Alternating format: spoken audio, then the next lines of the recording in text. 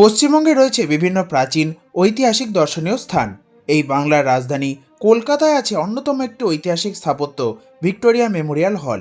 এই স্থাপত্যটির ইতিহাস বেশ পুরনো। এটি পরাধীন ভারতের অধীশ্বরী মহারানী ভিক্টোরিয়ার স্মৃতির উদ্দেশ্যে নির্মিত একটি স্মৃতিসৌধ। ঐতিহাসিক তথ্য মতে 1906 থেকে 1921 খ্রিস্টাব্দের মধ্যে এই স্মৃতিসৌধটি নির্মিত হয় এবং এর ভিত্তিপ্রস্তর স্থাপন করেছিলেন প্রিন্স অফ ওয়েলস। উত্তর আয়ারল্যান্ডের বেলফাস্ট সিটি হলের আদলে ভিক্টোরিয়া মেমোরিয়ালের মূল নকশা করেন উইলিয়াম এমারসন। এর অধীক্ষক স্থপতি ছিলেন ভিনসেন্ট এস্টস। ইন্দো সারাসেনিক ও মুঘল স্থাপত্য শৈলীতে শ্বেত পাথর দ্বারা এই স্মৃতিসৌধটি নির্মিত হয়। ভিক্টোরিয়া মেমোরিয়াল চত্বরের বাগানটির নকশা করেন লর্ড রেডেসডেল ও স্যার ডেভিড প্রেইন। এই স্মৃতিসৌধের গম্বুজের শীর্ষে একটি ব্রোঞ্জের মূর্তি আছে।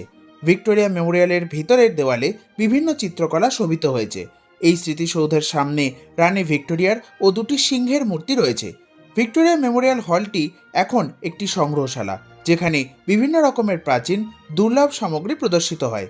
ঐতিহাসিক নথিমতে দ্বিতীয় বিশ্বযুদ্ধের সময় জাপানি বোমারু বিমানের আক্রমণ থেকে বাঁচাতে ভিক্টোরিয়া মেমোরিয়ালকে কালো রং করা হয়েছিল।